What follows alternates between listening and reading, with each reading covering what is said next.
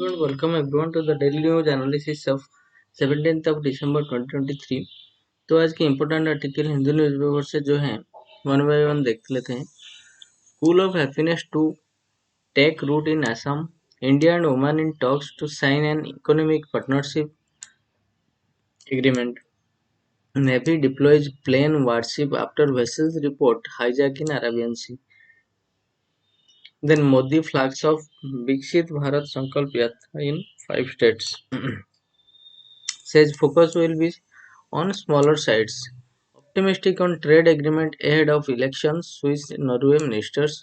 Then Taiwan to receive $300 million worth equipment from US. Then Kuwait Emir Sheikh Nawaf Al Ahmad Al Sabah dead. Then why was Hungary blocked European Union aid to Ukraine? Then how will Article 370 verdict impact federalism? Is the world closer to phasing out fossil fuel? तो ये 10 article हम लोग देखेंगे आज। पहला जो है school of happiness to take root in Assam, first of its kind school for imparting lessons on humanity and societal happiness will take root in the Bodoland Territorial Region (BTR) of Assam at the dawn of 2024. The foundation of the International School of Peace and Happiness is scheduled to be laid in the first week of January at Bijni in Chirang district of Western Assam, one of 5 in the BTR. The project would be initiated after a year of planning by the Bodoland Territorial Council (BTC), which administers the BTR.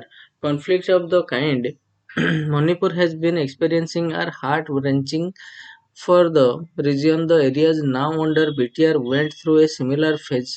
Over 50 years of movement for statehood. BTC's chief executive member Pramod Boro said on Saturday the BTR areas have had a history of extremism resulting in ethnic conflict, especially between the Bodos, the largest plain tribe in the northeast, and migrant Muslims, and between the Bodos and Adivasis. Hundreds were killed and more than 5 lakh people were displaced in major communal clashes in 1993, 2008, and 2012. Mr. Boro said the idea of a school specializing in a peace building and separating happinesses had germinated since his party, the United People's Party Liberal, formed the BTC government with the BJP and the Gana Suraksha Party 3 years ago, upholding coexistence. The objective was to instill in youth and community leaders are the human values for coexistence in a region and country inhabited by people of diverse faith, cultures, language, and ethnicity, all interdependent. We felt such values needed formal schooling through which a team of peace ambassadors can be produced towards resolving conflict at the micro and macro levels, he said. The School of Happiness had its genesis in a pilot project called Bodoland Happiness Mission, introduced almost a year ago. Some 400 youth and community leaders were chosen to become peace and happiness volunteers after undergoing a few weeks of training at Bodoland Community Counseling Center. Each district has one such strategically located centers. Community-specific boundaries. The trainees were made aware of various laws related to social issues, taught how to remove conscious and unconscious biases to help increase self-awareness and understanding of others.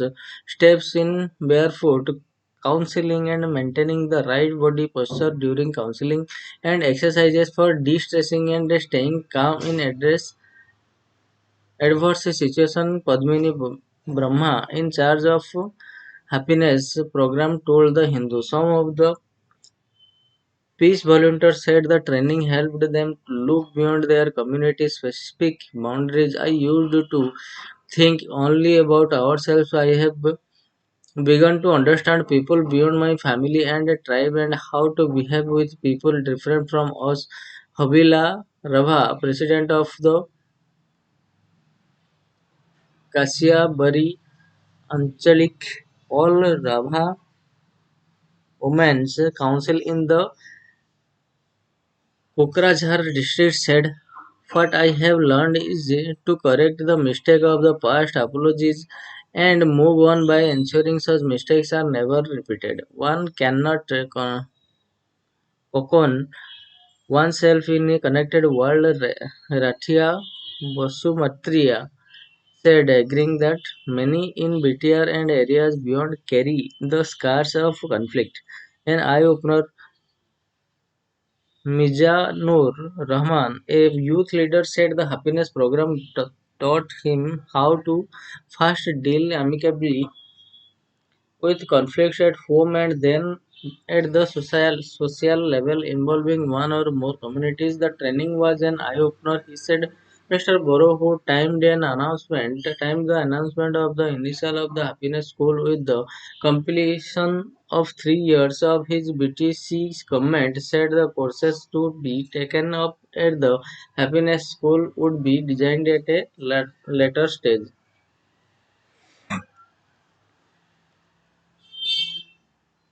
Then India and Oman in talks to sign an economic partnership agreement. India and Oman are on track to sign a comprehensive economic partnership agreement. Prime Minister Narendra Modi announced on Saturday welcoming Sultan Hitham bin Tariq, the ruler of Oman, to his first state visit to India. Mr. Modi said that the presence of a large number of Indians in Oman is a living example of the healthy relationship between the two countries. Our proximity is not just geographical and it indeed reflects in our thousands of years old trade and cultural links. This also reflects in the way we always give priority to each other, the Prime Minister said in his speech welcoming the ruler of Oman. In a briefing after the official meeting, Foreign Secretary Binay Mohan Kwatra said that this is the first state visit to India by an Omani ruler in 26 years. Sultan Hitiman bin Tariq took charge in 2020 after the death of Sultan Qaboos, who was known for his friendly attitude to India. The same year, Sultan Qaboos was honored with the Gandhi Peace Prize by India. Bilateral discussion held at the Hyderabad House included the situation is in Israel and Palestine. Mr. Quatra said explaining that India is closely following the situation. The two sides signed on five documents that included an agreement between Financial Intelligence Unity of India and the National Center for Financial Information (NCFI) to prevent money laundering as a gesture to celebrate the ancient relation between India and Oman. The two sides also took up a proposal by the Ministry of Culture to recreate the maritime voyage of a stretched ship which is expected to sail from Manvi in Gujarat to Muscat during 2025-26. Mr. Modi Sultan Haithe Haitham bin Tariq strongly condemned terrorism in all its forms and manifestations. They understood the significance of fostering the universal values of peace, moderation, coexistence, and tolerance, a joint statement said. Next, a Navy deploys plane warship after vessel report hijack in Arabian Sea.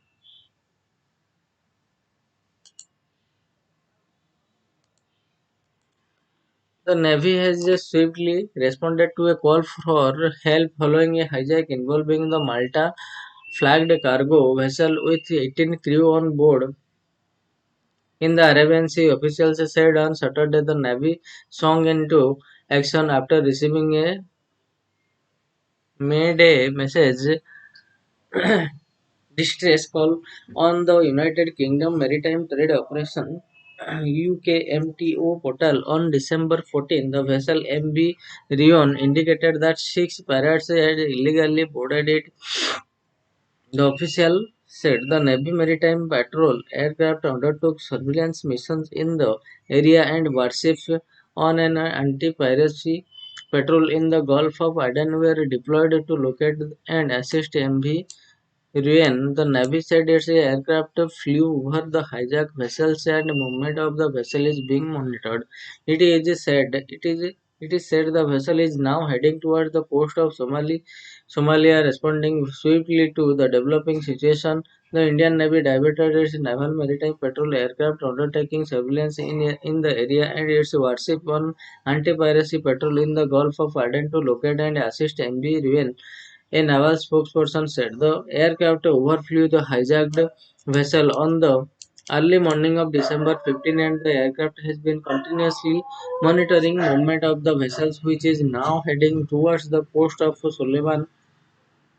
He said the official said the Navy's warship deployed in the Gulf of Aden for anti-piracy patrol also intercepted MV Rion on Saturday morning. The situation is being monitored in coordination with other agencies in the area. He said it is learned that the navies of the Spain and Japan have also responded. The Indian Navy remains committed to being a fast responder in the region and ensuring safety of merchant shipping along with international partners and friendly foreign countries, the official said.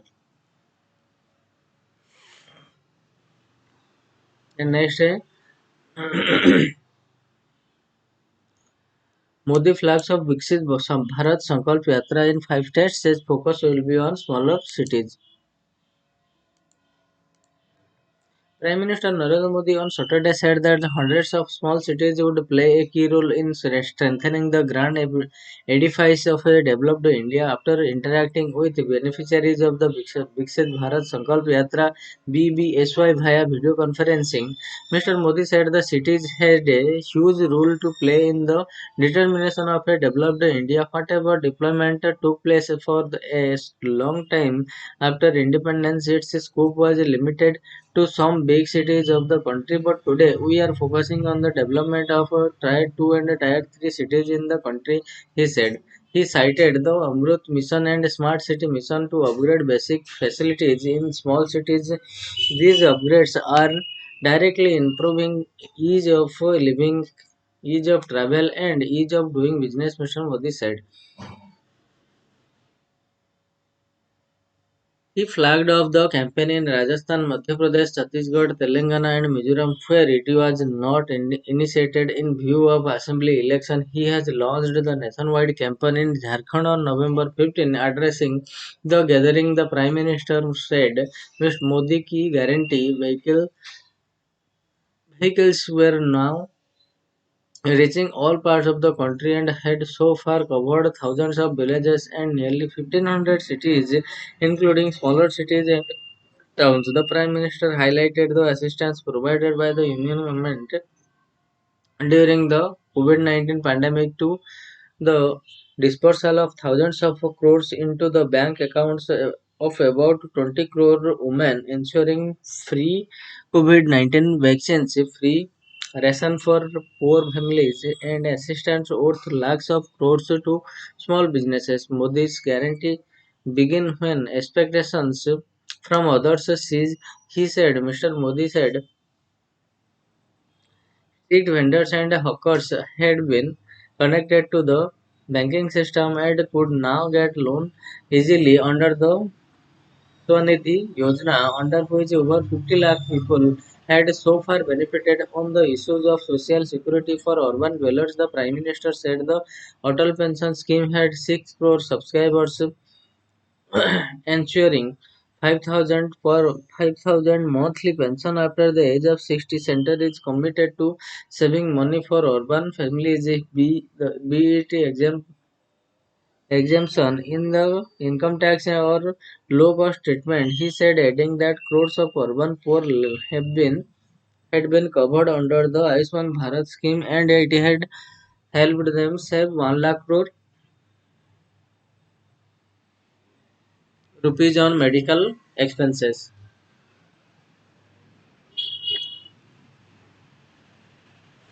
Then optimistic on trade agreement. Optimistic on trade agreement ahead of election, Swiss Norway ministers.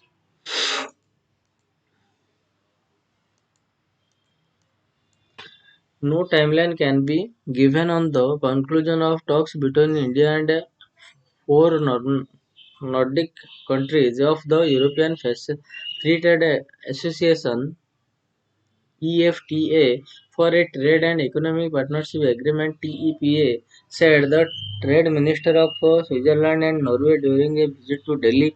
However, they still hope differences can be resolved in the next few months before the election process gets underway in India.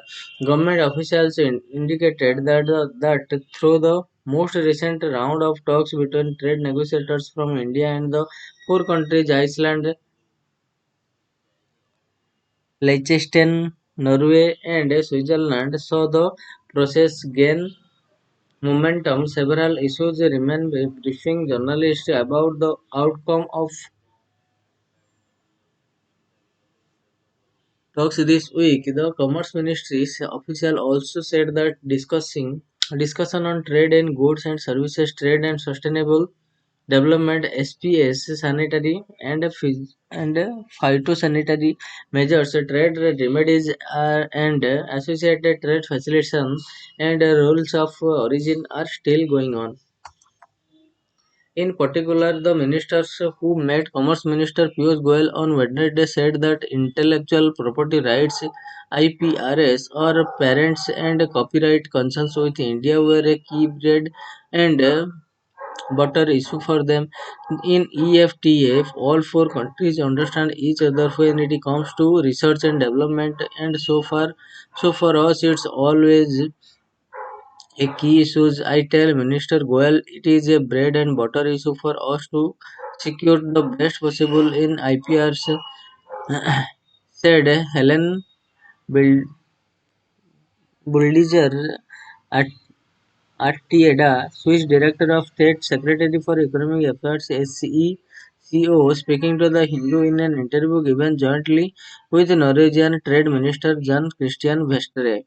IPRs are always a challenge for Switzerland, and negotiations with India are not unique in that we are known as the most innovative country and have quickly moved from an agricultural country into industrializations, and Switzerland is one of the leading R&D nations. Mr. Ateda added as he said the two sides are closer to an agreement than ever before, but there are still some remaining topics to be ironed out. EFTA India negotiators from TEPA that began 15 years ago are among several trade agreements that the government negotiators are working on simultaneously as they try to meet various deadlines ahead of the election process, which is likely to slow down all the talks, including with UK, Australia, European Union, Gulf Cooperation Council, and others. After February, when asked whether talks with EFTA could take a backseat to others,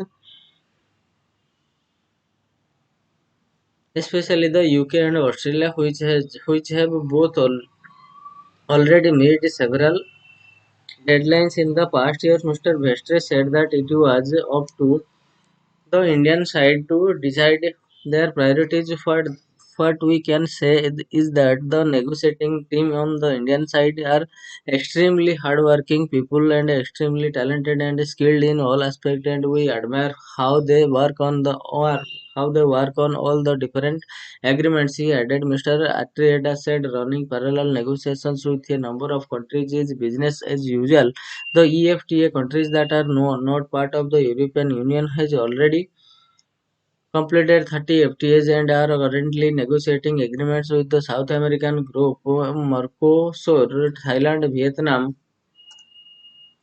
and Malaysia. Mrs. Arteida said both sides acknowledge the need to speed up the TEPA talks now and thus had visited India 7 times already. While Mr. Vestre was on his third visit to India this week to negotiate the agreement. I think we are progressing, and that's also we keep coming back. Mr. Vestre said we have some hard work to do, and the Indian side said they have some hard homework to do, but we remain optimistic about this. He added, when part on a timeline for the TEPA agreement, speaking at an event in Kolkata last week, Switzerland's ambassador to India Ralph Huckner had said that he remained positive that the deal would be wrapped up before the 2024 election, and sources had indicated a new push for the agreement last year could bring EFTA leaders to the vibrant Gujarat Global Summit VGGS to be the inaugurated by Prime Minister Narendra Modi early next year. However, the timeline has been pushed back slightly, the sources said, given the introduction of new lines into the list of goods in trade and the continuing issues over IPRS, India EFTA TEPA negotiations have gained momentum. Both sides have exchanged interests with regard to trade in goods and services. The Commerce Ministry spokesperson told the Hindu when asked about whether the new list would delay the TEPA process. Furthermore, diplomatic sources said that it was one of the open chapters and part of the ongoing negotiations. Both the Norwegian and Swiss trade ministers stressed the mutual benefits of a trade agreement, especially given India's large market size and the amount of business the four countries already generate. According to the figures, EFTA nations that rank 8 worldwide that in the terms of combined merchandise trade generate more than 2 lakh jobs in India. In addition, Norway hopes to engage with India about its plan for the mining of critical minerals that China currently has a monopoly on, which could be a key component of India's plans for 50% of its energy capacity to come from renewables by 2030.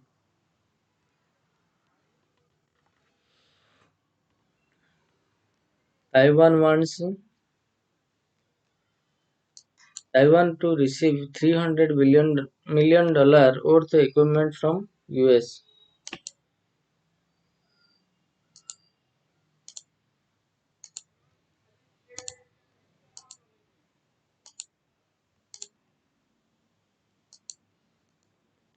The United States State Department had approved a $300 million sale of equipment to help maintain Taiwan's tactical information system. The Pentagon said on Friday the latest US assistance for the island's defenses. The US is bound by law to provide Chinese claimed Taiwan which with the means to defend itself, and armed cells are a frequent source of tensions between Washington and Beijing. The Pentagon's Defense Security Cooperation Agency said the sale was for follow-on life cycle support to maintain Taiwan's command control communications and computers or sea force capabilities. The support would improve Taiwan's capability to meet current and future threats by enhancing operations readiness and maintain existing C4 capabilities that provide secure flow of tactical information. It added the Chinese Communist frequent military operations around Taiwan presents a serious threat to US. The Taiwan's defense ministry said, adding it expected the sale to take effect in 1 month and express its thanks to the US. The US Congress will be notified and the sale is likely to go ahead.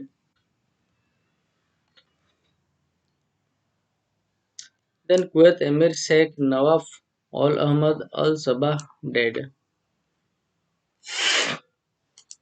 Kuwait's ruling Emir, the 86-year-old Sheikh Nawaf Al Ahmad Al Sabah, died on Saturday after a 3-year low-key region focused on region focused on trying to resolve the tiny oil-rich nation's internal political disputes. Authorities gave no cause of death. Kuwait's deputy ruler and his half-brother Sheikh Masal Al Ahmad Al Jaber, now 83, is believed to be the world's oldest crown prince. He is in line to take over as Kuwait's ruler and represents one of the Gulf Arab countries' last autogenarian leader. In November, Sheikh Nawaf was rushed to a hospital for an unspecified illness. In the time since, Kuwait had been waiting for news about his health. State-run news previously reported that he traveled to US for unspecified medical checks in 2021. Sheikh Nawaf was sworn in as Emir in 2020 amid the coronavirus pandemic following the death of his predecessor, the late Sheikh Sabah Al Ahmad Al Sabah. Tainted legacy. Sheikh Nawaf previously served as Kuwait's interior and defense minister. His political fortune were never certain despite being part of the ruling Al Sabah family. As defense minister, Sheikh Nawaf oversaw the rapid collapse of his forces during Iraqi dictator Saddam Hussein's invasion of his country in August 1990. He faced widespread criticism for his decision during the war.